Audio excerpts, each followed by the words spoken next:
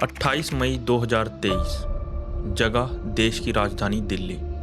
देखिए, दिल्ली के अंदर एक एरिया है शाहबाद डायरी के नाम से, और उस एरिया के अंदर एक गली में, जो कि उस टाइम पर काफ़ी ज़्यादा बिजी भी थी, रात के लगभग 8:45 हो रहे थे, और उसी बिजी गली में जहाँ पर लोग आ जा रहे थे, उसी गली के एक कॉर्नर में एक 20 साल का लड़का एक 16 साल की लड़की को चाकू से बुरी तरह से मार रहा था। उस 20 साल के लड़के का नाम साहिल था, और जिस लड़की को उसने था उसका नाम साक्षी था, जिसकी उम्र सिर्फ 16 साल थी। साक्षी को मारने के पीछे साहिल की जो इंटेंशन थी, और कौन था ये साहिल, और क्या इन दोनों का रिलेशन था, इन सारी चीज़ों को समझने के लिए मैं आप लोगों को पूरी स्टोरी शुरू से बताता हूँ।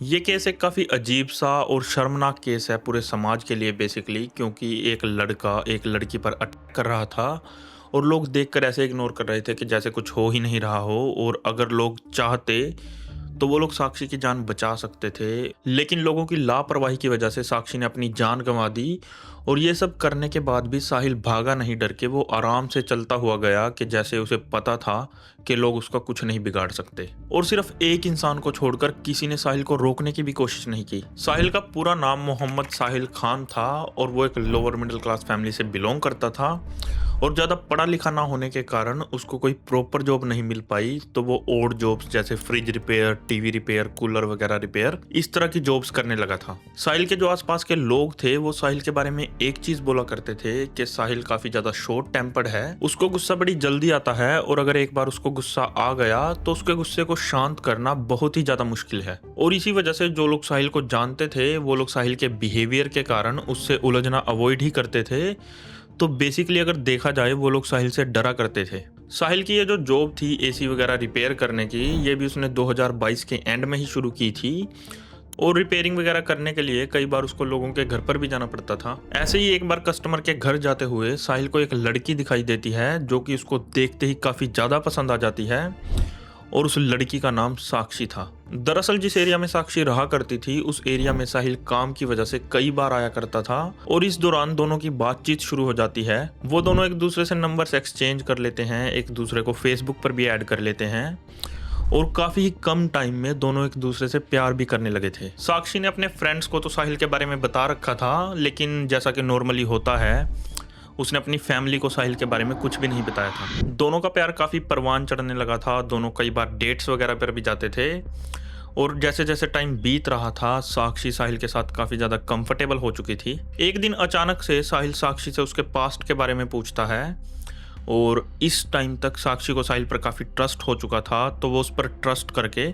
उसको अपने पास्ट के बारे में सारी चीज़ें बताती है। साक्षी ने साहिल को बताया कि साहिल से पहले वो एक परवीन नाम के लड़के के साथ काफ़ी सीरियस रिलेशनशिप में थी। परवीन को लेकर साक्षी इतना ज़्यादा सीरियस थी कि उसके नाम का टैटू तक साक्षी ने अपनी बॉडी पर करवा रखा था। लेकिन उसका और परवीन का जो रिलेशन था वो कुछ रीजंस की वजह से ज़्यादा लंबा नहीं चल पाया, और उन दोनों को ब्रेकअप करना पड़ा। अब साक्षी के पास्ट के बारे में सुनकर साहिल को काफ़ी अजीब लगा, लेकिन उस टाइम पर उसने कुछ रिएक्ट नहीं किया। शायद साहिल को साक्षी के पास्ट रिलेशनशिप से इतना फर्क ना पड़ता, लेकिन जो मेन चीज़ थी जो उसके हेड में स्टक हो गई थी वो ये था कि परवीन साक्षी के लिए इतना ज़्यादा इंपॉर्टेंट था कि साक्षी ने उसके नाम का टैटू तक करवा रखा था। लेकिन उस पर्टिकुलर पॉइंट पर साहिल ने साक्षी को उसके टैटू के बारे में और परवीन के बारे में ज़्यादा कुछ नहीं कहा, और अपना जो रिलेशन था उसको कंटिन्यू रखा। लेकिन कुछ टाइम के बाद साहिल को कहीं से पता चला कि साक्षी और उसका पुराना बॉयफ्रेंड परवीन एक बार फिर से एक दूसरे के कांटेक्ट में हैं। और साहिल को जो सबसे ज़्यादा शॉकिंग चीज़ लगी वो ये थी कि साक्षी और परवीन एक दूसरे से सिर्फ चैट नहीं कर रहे, बल्कि पर्सनली एक दूसरे से मिल भी रहे हैं। अब ये चीज़ साहिल के बर्दाश्त के बाहर हो गई थी, और इसके बाद उसने साक्षी को कन्फ्रंट किया, जिस पर साक्षी ने उसको बताया कि वो और परवीन सिर्फ एक दूसरे के अच्छे दोस्त हैं। लेकिन साहिल का जो गुस्सा था साक्षी पर वो काफ़ी ज़्यादा बढ़ता जा रहा था, और साक्षी को अब साहिल से डर भी लगने लगा था कि कहीं वो उसको कोई नुकसान ना पहुंचा दे। इस पर्टिकुलर टाइम के दौरान साहिल काफ़ी ज़्यादा इनसिक्योर हो चुका था। वो साक्षी को थ्रेट कर रहा था कि अगर वो परवीन से बात करेगी तो वो उसको और परवीन को दोनों को जान से मार देगा। अब साहिल की इन धमकियों से साक्षी इतना ज़्यादा डर जाती है कि उसको उससे ब्रेकअप करना ही ठीक लगा। साक्षी ने साहिल से बात करके उसको समझाने की कोशिश की कि उनके बीच में जो चीज़ें थी अब वो पहले जैसी नहीं रही। साक्षी को साहिल के साथ जो पहले फीलिंग्स आती थी अब वो नहीं आती, और ये रीज़न देकर साक्षी ने साहिल से ब्रेकअप कर लिया। लेकिन ये तो वो रीजंस थे जो साक्षी ने साहिल को बताए, बल्कि जो असल रीज़न था उन दोनों के ब्रेकअप का वो एक तरह से साक्षी के मन में साहिल का डर था। लेकिन इस चीज़ को समझने की बजाय साहिल उल्टा साक्षी से आर्ग्यू करने लगा। उसको ये चीज़ दिखाई ही नहीं दे रही थी कि साक्षी उससे कितना ज़्यादा डरने लगी है। साक्षी को लग रहा था कि ब्रेकअप कर लेने से साहिल उसका पीछा छोड़ देगा, लेकिन साहिल के मन में तो कुछ और ही था। इवन ब्रेकअप करने के बाद भी वो साक्षी को बार बार फ़ोन करने लगा, उसको स्टॉक करने लगा, उसका कई बार रास्ता रोकने लगा। और इस पॉइंट पर साक्षी साहिल से काफ़ी ज़्यादा परेशान हो गई थी। और इस चीज़ का सॉल्यूशन ढूंढने के लिए साक्षी अपनी एक फ्रेंड जिसका नाम आरती था उससे बात करती है और उसको पूरी सिचुएशन एक्सप्लेन करती है। जिसके बाद आरती साक्षी को उन्हीं के इलाके में रहने वाले एक लड़के से मिलवाती है। उस लड़के का नाम झबरू था और झबरू एक तरह से वैसा लड़का था जो कि कभी हमारे स्कूल या कॉलेजेस वगैरह में होता है, जो कि हमसे 1-2 क्लास ज़्यादा में पढ़ता है। और जब कभी लड़ाई वगैरह होती है तो हम लोग उसको बुला कर लेकर आते हैं कि बड़े भैया आएंगे और हमारी लड़ाई सॉर्ट आउट करवाएंगे। तो झबरू एक तरह से वैसा ही किस्म का लड़का था जो कि आरती और साक्षी के मोहल्ले में रहता था। और जब आरती और साक्षी इस पूरे मुद्दे को लेकर झबरू के पास गए तो उसको लगा कि हमारी गली की लड़की को कोई बाहर का लड़का तंग कर रहा है। और इस चीज़ को लेकर झबरू ने साहिल से बात की। बात क्या की, एक तरह से उसने साहिल को धमकाया कि जितना ज़्यादा हो सके साक्षी से दूरी बनाकर रखे, और अगर उसने फिर से साक्षी को कभी परेशान किया तो वो उसको से मार देगा। झबरू के धमकाने के बाद से साहिल उससे काफ़ी ज़्यादा डर गया था। उसको लगने लगा था कि कहीं झबरू उसको सचमुच में जान से ना मार दे। और साथ ही उसको ये भी लगने लगा था कि किसी रैंडम लड़के की धमकी की वजह से अगर वो अपनी गर्लफ्रेंड को ऐसे ही जाने देगा तो उसकी रेपुटेशन का क्या होगा। और अपनी उसी सो कॉल्ड रेपुटेशन को बचाने के लिए उसने साक्षी से बदला लेने का प्लान किया।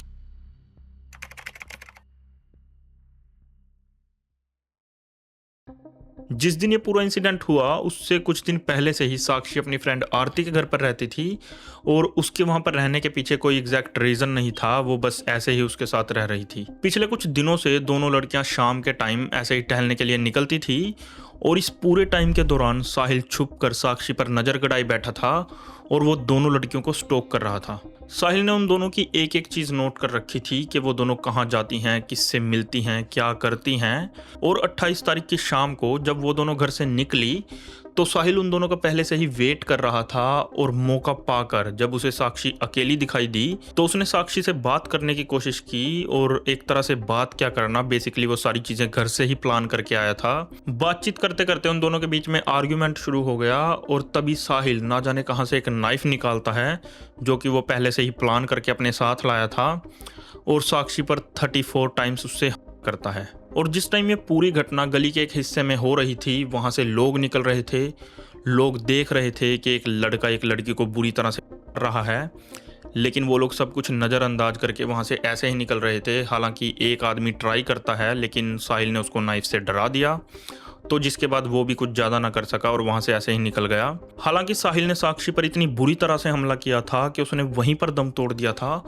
लेकिन चीज़ों को मेक श्योर करने के लिए वो एंड में एक पत्थर उठाता है और साक्षी के सिर पर दे मारता है। साक्षी को मारने के बाद साहिल वहाँ से डर के भागा नहीं, बल्कि आराम से टहलता हुआ वहाँ से गया कि जैसे उसे पता हो कि अगर उसके हाथ में नाइफ है तो कोई उसका कुछ नहीं बिगाड़ सकता। इस पूरी वारदात को अंजाम देने के बाद साहिल अपने घर नहीं गया क्योंकि उसको पता था कि पुलिस उसको ढूंढते हुए वहाँ पर जरूर आएगी।